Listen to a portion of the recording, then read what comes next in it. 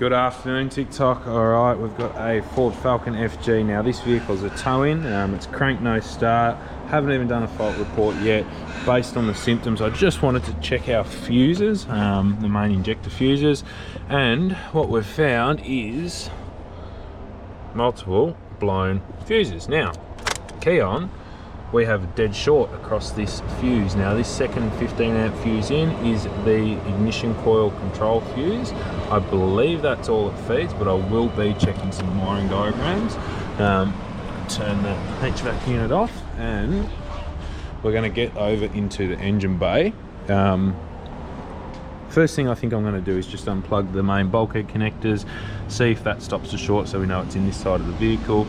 I'm going to pull up some diagrams, see what that fuse feeds. If it's all the coils, then I will be removing this cover and unplugging each coil individually to see if we have a dead short on that circuit. So I might start by unplugging some of these main fuses here. This is a factory gas vehicle as well, and we'll see how we go.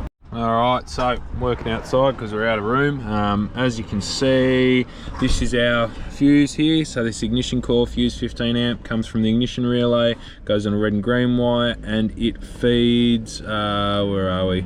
All our coils, so all 6 coils, and it also taps off and feeds this wastegate control solenoid, which I don't think we're going to have. I might skip to diagram 5 quickly and just see if this is, or if this feeds anything else other than that wastegate control solenoid. If not, then we're going straight for the coils. Alright, so here's where we're at chasing this short back. As you can see, we've got test light hooked up across the fuses, ignition's on, we've got all the fault codes up because we've got the computer unplugged. Now, this fuse does just feed these ignition coils. So coming across here, we've got all coils unplugged. I've yanked and wiggled on this harness right front and back. Had absolutely no change, so all coils unplugged. Coming up here, we've got the ECU and this main harness here unplugged, just so I could get some movement on this down here. Still no change. From there, I've also had this unplugged, so this main junction connector here, with that unplugged, same thing, still no change. So we are now going in the car. Alright, so this thing has escalated majorly. We're chasing a short on this fuse. As you can see, we've had a hell of a lot of the car apart. What we've got going on here is this is on the inside side of this harness. So we've snipped the wire off the back of the fuse block here. We've still got a dead short on that wire, so it means it's not in that fuse block. It's somewhere from the harness here through down. It goes through the fuse block, out of the fuse block, and then up through this connector and down to where I'm pinned in down here. So just to confirm whether this short circuit is on this side of this connector, so engine side, which I've already unplugged all the coils and that's not on here, or whether it's from here back through this fuse block. When we unplug this connector, you'll see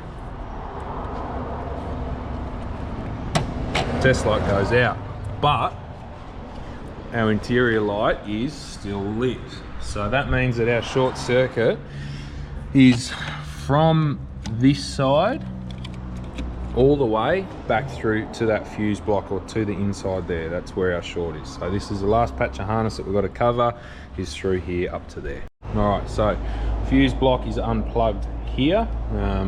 As we can see, our test light inside's out. So now what we need to see is whether the short circuit is on this side of the harness, or sorry, where it is on this side. So last check just to show, our red and green pin here lights the test light, doesn't light it on the fuse block side. So we've got a short circuit from here, somewhere down the front of the vehicle, up through to that. Alright, so test light's lit over there. This car has killed me today. My hand is just shoved down here, and if you watch, there we go. Our short is somewhere in this region. I can get my hand out of there. We're going to get all this out. It's somewhere down there.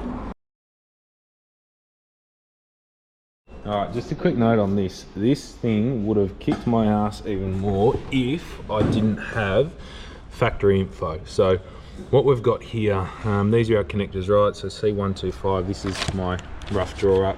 Our fuse here runs to C158, red and green wire inside, very hard to get to. C125 is the next point, so it runs to here, and then C20 is the next connector in this harness, which is, where is it? That one there. So as you can see, right, we've got this patch of harness here now. Our short circuit is around this area somewhere down in this bottom corner. Without this info, I would have struggled even more than we already have on this particular job, because we've got a patch of harness that isn't exposed, isn't visibly shorted anywhere with a dead short internal to it. Alright, so Ford FG with the wiring issue. Now what we did was we basically ran a whole new length of wire from the fuse block over to that connector C20 or whatever it was. Vehicle starts and runs. Idle's a little bit rough, but it does start and run. Factory LPG. Now, the reason why we ran a whole new length of wire on this, on something like this where you've got a wire that runs through a harness, through a crash bar, loops around multiple plastic bends and everything, it's a royal pain to get out. So to save the customer the labour of us pulling the front bar off, pulling the radiator out, the crash bar, we can just cut and splice a new wire in up at either end. It also eliminates that whole section. So say we had a pinch down here, which is where it was. If we also had a section over here where it was starting to pinch, we've then eliminated that by running that new feed wire. So new feed wire done. I checked out both of the joins. We just took the covers off, the plastic joiners, just to make sure there's no other wires that pinch in there. All look good, and all sorted since then.